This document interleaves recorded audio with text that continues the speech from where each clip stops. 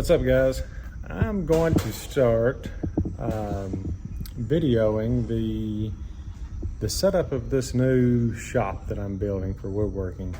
I've set up several shops over the years and I've learned a lot of different things as far as setting up shops, the do's and the don'ts. So I'm going to kind of walk through this one and we'll see how you like it.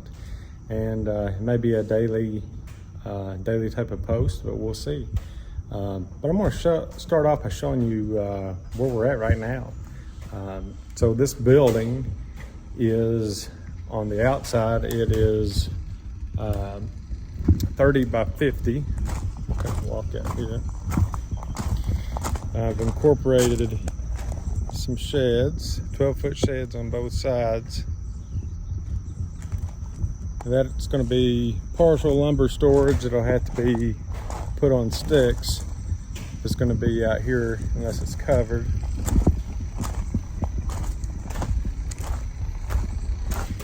And this is the inside. 12-foot ceilings.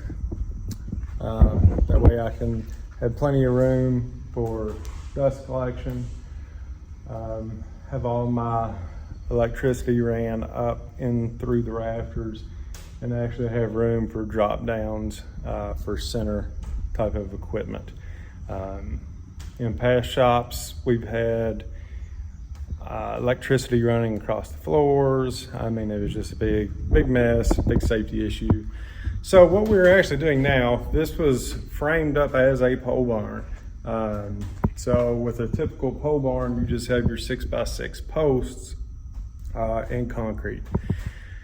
But what I wanted to do to leave plenty of room in the sides for our wiring, so I didn't have to put it in conduit, and so it wouldn't have to be exposed, which I still may put it in conduit anyway. It probably needs to be, but I didn't want it exposed.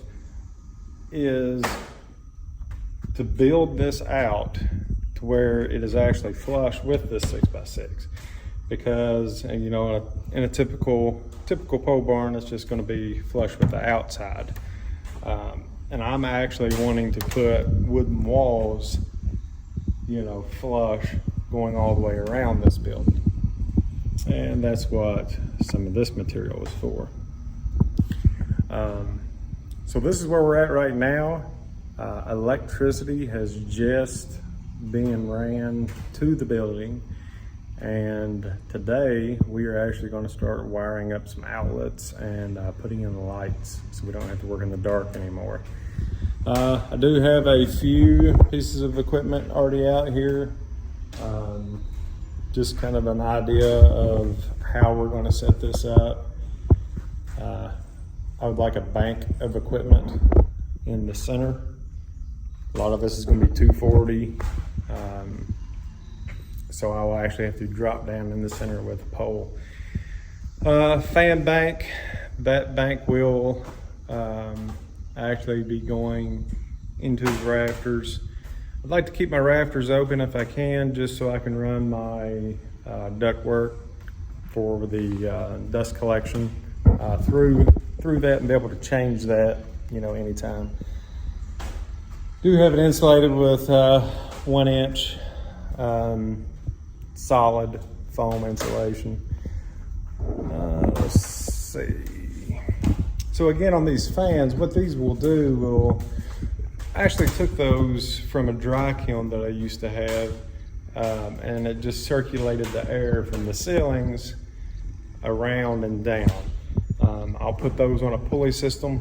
That way we can kind of angle the fans and kind of push the heat during the winter time down to the bottom where we're going to be working. So this is it. This is today's video of where we're at, and like I was saying, we're building out walls. You can't tell a whole lot about it right now, but of course this wasn't there, and then we'll run our material vertical for our walls.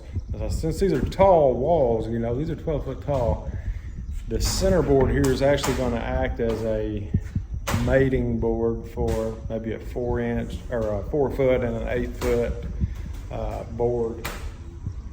And then I'll have to put a piece of trim around that to make it look decent. But we'll see. But this is it. Hang out with me, watch it all come together. We'll see what happens. If you have any ideas along the way, shoot them to me in the messages. But today's goal, lights. So yeah. All right, so it's getting towards the end of the day. Our goal was to get the lights up. We've actually installed 15 4-foot LED lights. Let's see how they go. Let there be light. Looks great. Plenty of light in a woodworking shop.